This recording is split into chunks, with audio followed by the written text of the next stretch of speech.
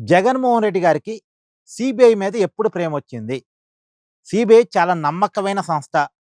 నిజాలు వెలికి తీసే సంస్థ అని జగన్మోహన్ రెడ్డి గారు భావిస్తున్నారా? ఎందుకంటే నేను జగన్మోహన్ రెడ్డి గారి సవాలు చూడండి. వైసీపీ హయాంలో జరిగిన గ్రూప్ 1 మీద, కూటమి అధికారంలోకొచ్చిన తర్వాత జరిగిన మెగా డిఎస్సి మీద, రెండిటి మీద సిబిఐ ఎంక్వైరీ చేపిద్దాం. మీరు సిద్ధమా అని కూటమి ప్రభుత్వానికి సవాల్ విసిరారు. అంటే సిబిఐ మీద జగన్మోహన్ రెడ్డి గారికి ఎంత నమ్మకం ఉంటే అంత సవాలు విసురుతారు కదా! అంటే జగన్మోహన్ రెడ్డి గారికి సిబిఐ మీద చాలా నమ్మకం ఉంది. మరి ఇదే సిబిఐ జగన్మోహన్ రెడ్డి గారు అవినీతి పరుడు అని చెప్తుంది. ఎంత అవినీతి పరుడట? 43,000 కోట్ల రూపాయల అక్రమాస్తులు దోచినంత అవినీతి పరుడట. ఎలా దోచాడు? తండ్రి అధికారాన్ని అడ్డం పెట్టుకొని. ఇది నా ఆరోపణ కాదు, సిబిఐ ఆరోపణ. జగన్మోహన్ రెడ్డి గారు ఏ సిబిఐనైతే నమ్ముతున్నారో అదే సిబిఐ చెప్తున్న మాట. జగన్మోహన్ రెడ్డి గారు అవినీతి పరుడు, 43,000 కోట్ల రూపాయలు తండ్రి అధికారాన్ని అడ్డం పెట్టుకొని దోచేశాడు అని. మరి దీన్ని జగన్మోహన్ రెడ్డి గారు అగ్రీ అవుతారా? సిబిఐ చెప్తుంది, మరి సిబిఐ మీద జగన్‌కి నమ్మకం ఉంది గదా!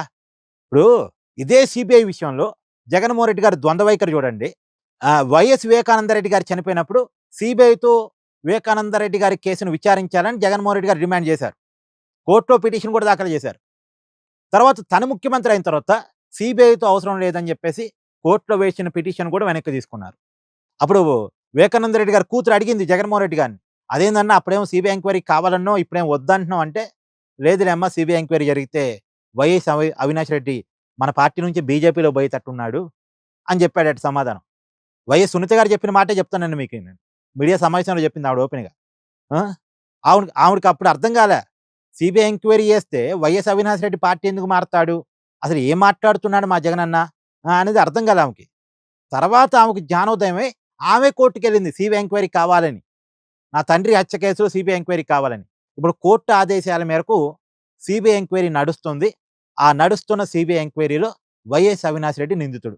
ఇప్పుడు సిబిఐని జగన్ నమ్మితే మరి వైఎస్ అవినాష్ రెడ్డికి ఎంపీ టికెట్ ఇవ్వొద్దుగా? వాళ్ళ బాబాయ్ కేసులో నిందితుడిగా ఉన్న వ్యక్తిని ఎంపీగా వైసీపీ ఎందుకు ఎంకరేజ్ చేస్తుంది? మరి సిబిఐ చాలా గొప్పది కదా! సిబిఐ నిజాలు వెలికి తీసిద్ది కదా! మరి ఆ సిబిఐయే చెప్తుంది వైసీపీ ఎంపీ అవినాష్ రెడ్డి వివేకానంద రెడ్డి గారి చంపిన కేసులో నిందితుడు అని. మరెందుకు అతన్ని ఇంకా వైసీపీ వెనకేసుకొస్తుంది, ఎంకరేజ్ చేస్తుంది, వాళ్ళ ఎంపీగా ఉంచుకుంటుంది అని? ఒక్కొక్క విషయంలో ఒక్కొక్క స్టాండ్ ఉంటదా? ఇప్పుడు జగన్మోహన్ రెడ్డి గారు చెప్పాలి, సిబిఐ గొప్పదా కాదా? గొప్పదైతే జగన్మోహన్ రెడ్డి తనంత అవినీతి పరుడు అని ఒప్పుకోవాలి. వైఎస్ అవినాష్ రెడ్డి వైఎస్ వివేకానంద రెడ్డి గారిని చంపాడు అన్న విషయాన్ని ఒప్పుకోవాలి. సిబిఐ చేస్తున్న ప్రతి ఆరోపణను ఒప్పుకోవాలి మరి. వైసీపీ పార్టీ మీద, జగన్మోహన్ రెడ్డి మీద ఉన్న సిబిఐ ఎంక్వైరీలు ఎవరి మీద లేవు. మరి ఆ విషయాల్లో సిబిఐని జగన్ వ్యతిరేకిస్తుంటాడు. ఇప్పుడేమో ఈ విషయాల్లో సిబిఐ కావాలంటాడు.